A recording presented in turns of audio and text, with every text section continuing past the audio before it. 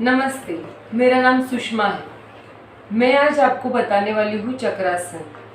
मेरे कुछ मित्रों की फरमाइश थी कि चक्रासन करने की उनको इच्छा है, तो इसीलिए मैं ये वीडियो बना रही हूँ जिसमें मैं दिखाऊंगी कि चक्रासन करने से पहले कुछ आसन होते हैं जो बिगिनर्स को करना बहुत ज़रूरी है। उन आसनों का सराव करने के बाद धीरे धीरे आप चक्रासन की पूर्ण अवस्था में जा पहुँचेंगे। तो पहले हम देख लेते हैं कि बिगिनर्स को कौन से आसन करने चाहिए। सबसे पहला आसन है सर्पासन। इसके लिए हम लेटेंगे पेट के बल। पहले साइड टर्न हो जाएंगे,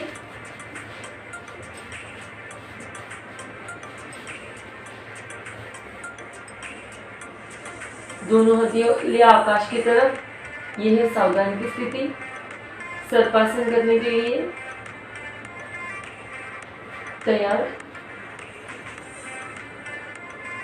इसके लिए दोनों हाथ जो है हम अपने कान की लाइन में या कंधों की लाइन में रखने हैं, दोनों हाथों की हथेलियां, और धीरे धीरे ऊपर उठना है।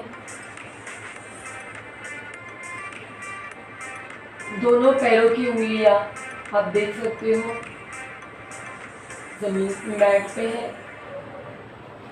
दोनों हाथों को सीधा रखना है। यह है सर्पासन। इसमें हम तिर्यक सर्पासन करेंगे। हम लेफ्ट साइड के झुक के अपने पैरों की एड़ियां देखेंगे, फिर राइट साइड से टर्न होके फिर से पैरों की एड़ियां देखने की कोशिश करेंगे। यह है तिर्यक सर्पासन। धीरे धीरे नीचे जाएंगे। विश्राम में दोनों पैरों को 1 फुट का अंतर लेना है और एक साइड टर्न होते हुए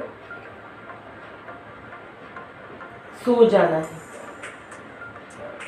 सावधान, दोनों पैर जुड़े हुए, दोनों हथेलियां आकाश की तरफ। अभी हम भुजंगासन करेंगे।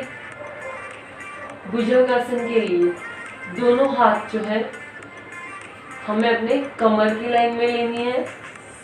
दोनों हाथों की हथेलियां कमर की लाइन में, और फिर हमें ऊपर उठना है नाभि स्थान के ऊपर। और पैर जो है दोनों एड़ियां जुड़ी हुई सांप की कुचड़ी की तरह। यह है भुजंगासन। सांस छोड़ते हुए धीरे धीरे नीचे जाएंगे। रिलैक्स। शलभासन के लिए तैयार। सावधान, पहले हम एक एक पैर से करेंगे। दोनों हाथों की हथेलियां जो है हम अपने जांघों के नीचे डालेंगे। लेफ्ट लेग को ऊपर उठाना है सीधी लाइन में, घुटनों में इस तरह से मुड़ना नहीं चाहिए, सीधा उठना है।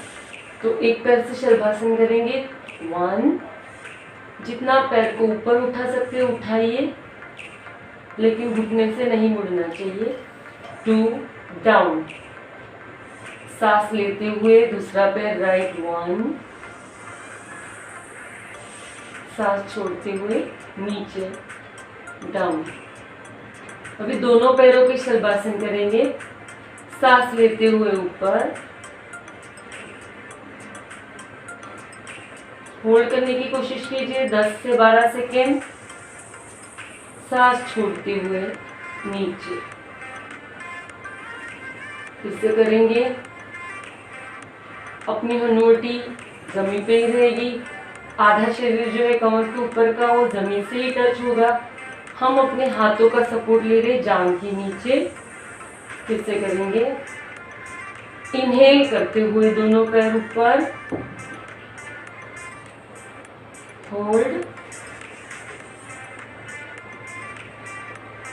एक्सहेल करते हुए दोनों पैर नीचे। ये था शलभासन। दूसरा है धनुरासन। इसमें दोनों पैरों के घुटने मोड़ देने हैं और दोनों हाथों को हाथों से दोनों साइड की एड़ियाँ पकड़नी है।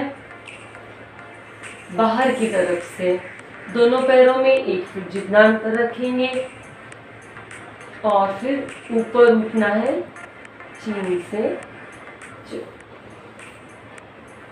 इसमें अपना शरीर का आकार धनुष्य बाण की तरह होता है, इसलिए इसे धनुरासन कहते हैं। होल्ड करेंगे, फिर एक्सेल करते हुए नीचे, रिलैक्स। अभी हम दूसरा आसन करेंगे, उसका नाम है सेतु बंधासन या फिर उसको कटी उत्थानासन भी कहते हैं। इसमें हमें पीठ के बल लेटना है, दोनों पैर जुड़े हुए, हथेलियां आकाश की तरफ, दोनों घुटने को मोड़ देना है और अपने हाथों की उंगलियों के ऊपर से रखना है। इसे सेतु बंधासन इसीलिए कहते हैं क्योंकि अपने शरीर का शेप जो है वो सेतु की तरह या पुल की तरह होता है, या फिर उसे कटी उत्थानासन क्योंकि हम कमर को ऊपर उठाते हैं कहते हैं। चलो देखते हैं। धीरे धीरे अपनी कमर को ऊपर उठाना है और अपनी चीन जो है दाढ़ी में लॉक करनी है।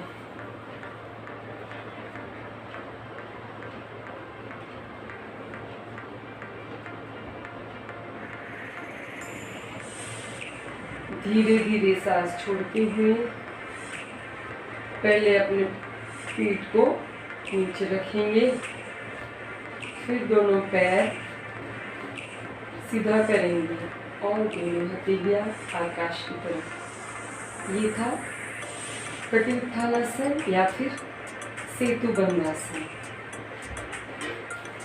फिर हम उष्टासन की प्रैक्टिस करेंगे। इसमें आपको वज्रासन में बैठना है, दोनों पैर वज्रासन में बैठेंगे। इस तरह से दोनों पैरों में थोड़ा सा अंतर लेंगे और दोनों पैरों की उंगलियों पे हम बैठ जाएंगे। दोनों हाथों को एड़ी पकड़नी है, अंगूठे अंदर की तरफ और दोनों चारों उंगलियां बाहर की तरफ। अभी धीरे धीरे हमें अपने पेट को और कमर को आगे की तरफ उठाना है और गर्दन को पीछे छोड़ना है। ये उष्टासन की पूर्ण स्थिति। फिर कमर को नीचे लेना है, फिर गर्दन सामने करके रिलैक्स। तो इस तरह से हम सभी आसनों की प्रैक्टिस करने के बाद फिर हम चक्रासन में जाएंगे। इसके लिए हमें पेट के बल सोना है।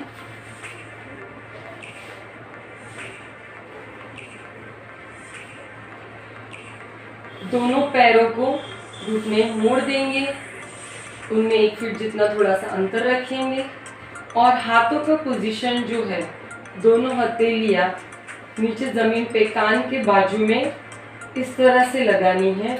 इसमें आपके शोल्डर पे बहुत वेट आएगा और फिर अपने शरीर को धीरे धीरे ऊपर उठाना है, इनहेल करते हुए।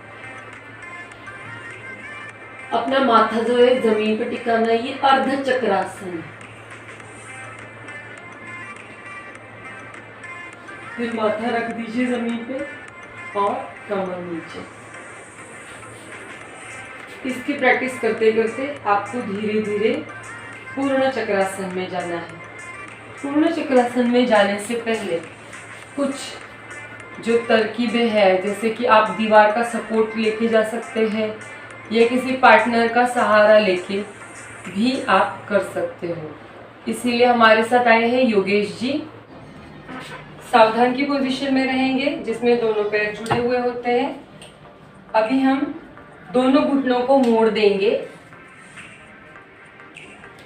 दोनों घुटने हिप जॉइंट के नज़दीक रखने हैं। दोनों पैरों में थोड़ा सा डिस्टेंस होना चाहिए। अभी हाथों की पोजीशन बहुत इंपॉर्टेंट है। दोनों हथेलियां उल्टी रखनी है और दोनों सर के बाजू में रखनी है और धीरे धीरे कमर से हमें ऊपर उठना है। ये है पूर्ण अवस्था, चक्रासन की पूर्ण अवस्था। फिर जितना होल्ड कर सके करिए और फिर धीरे धीरे कमर से नीचे झुकते हुए लेट जाना है। दोनों पैर सीधे, दोनों हाथ सीधे। अगर आपको ये करने में दिक्कत हो रही है तो आप किसी पार्टनर का भी सपोर्ट ले सकते हैं। जैसे कि पूर्ण अवस्था में नहीं जा सकते तो पार्टनर का सपोर्ट लेके आप शुरुआत कर सकते हो।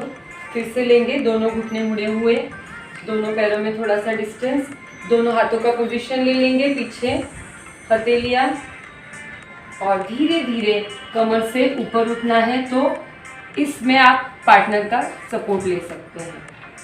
फिर धीरे धीरे कमर से नीचे और रिलैक्स।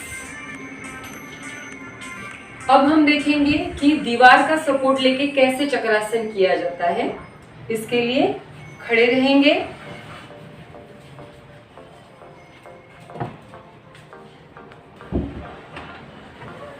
तो दीवार का सपोर्ट लेते हुए हम ये चक्रासन करेंगे।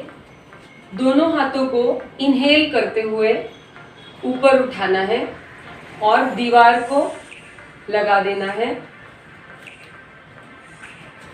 पैरों को थोड़ा आगे लेना है और दीवार का सपोर्ट लेते हुए धीरे धीरे नीचे झुकना है। तो इस तरह से आप चक्रासन की प्रैक्टिस कर सकते हैं।